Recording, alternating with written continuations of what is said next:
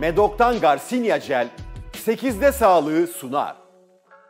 8'e sağlık kaldığı yerden devam ediyor. Şimdiki konuğumuz güzellik uzmanı Özden Aksoy. Hoş geldiniz. Hoş bulduk. Nasılsınız? İyiyim, çok teşekkür ediyorum. Siz? Ben de iyiyim, çok teşekkür ediyorum. Hemen sorularımıza başlayalım. Tabii ki. Cildin kararmasının sebepleri nelerdir? Özellikle genital bölge yaratılış olarak melanozit açısından, yani cilde renk veren pigment açısından yoğun bir bölgedir. Bunu unutmamak lazım. Genital bölge ve koltuk altı kararmalarının ter bezlerinin çalışmasıyla, floranın bozulmasıyla alakası yoktur. Sıcak ağdalar, jiletler, yanlış lazer uygulamalarıyla oluşan tahriş veya yanıklar, yani epilasyon metotları, kullanılan spreyler, deodorantlar, batıklar, sağlıksız kumaş tercihleriyle oluşan alerjik reaksiyon durumları, aşırı dar kıyafetler ve sürtünme kararmaların nedenidir. Peki genital ve koltuk altı kararmaların çözümü nedir? Koltuk altı için beyazlatıcı kremler, genital bölge için beyazlatıcı kremler tek başına kullanımda faydalı olmayacak. Hatta yanlış ürün tercihleri pH dengesini bozabilir ve tahrişlere sebep olabilir. Öncelikle tabii ki sebep olan faktörleri ortadan kaldırmak gerekiyor. Sonrasında doğru ürün ve doğru işlemle kararmaları durdurmak ve hatta tersine çevirmek mümkün. Evet.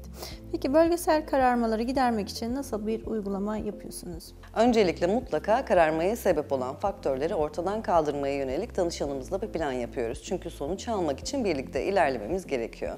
Nasıl ki bölgesel incelmede cilt bakımlarında sağlıklı beslenmek, yeterli kaliteli su içmek, uyku düzeni, stres faktörlerini minimize etmek, doğru ürünlerle destek vermek ve daha birçok destek önemli ise bu işlemde de problem yaratacak durumları ortadan kaldırmak o kadar önemli ve sonucu etkiliyor. Terapimizin çalışma mantığı cildin onarım mekanizmasını harekete geçirmek. Birkaç protokol ile ilerliyoruz.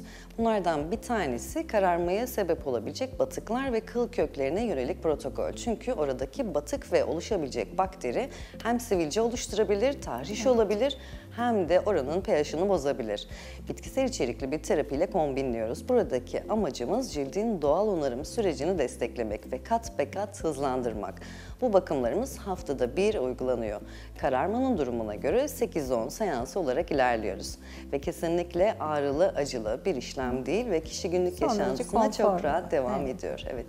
Peki bu işlemin kadınlar için önemi nedir?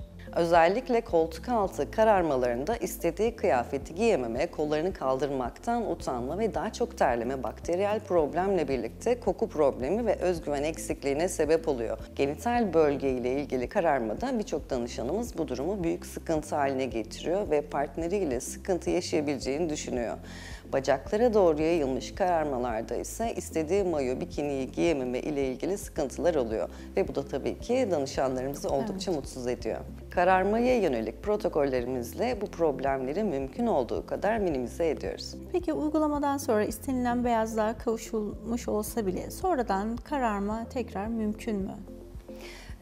Kararmaya sebep olan faktörler devam ettiği sürece tabii ki tekrar kararması mümkün. Peki bunu önlemek için uygulamadan sonra istenilen beyazlığa kavuşulduktan sonra tekrar kararma olmaması için bir ürün sürekli kullanması gereken bir ürün öneriniz olabiliyor mu? Yani gerekiyor mu böyle bir şey? Yani tek başına ürünler hiçbir zaman fayda sağlamayacak. Sadece oluşabilecek faktörleri ortadan kaldırdığımızda aynı sorunla karşılaşmamış olacağız. Peki bu uygulama ağrılı bir işlemdeyiz. Uygulama esnasında sosyal hayat etkilenebiliyor mu seans aralıklarında? Yok, kesinlikle ağrılı bir işlem değil. İşlem yaklaşık 1-1,5 saat kadar sürüyor.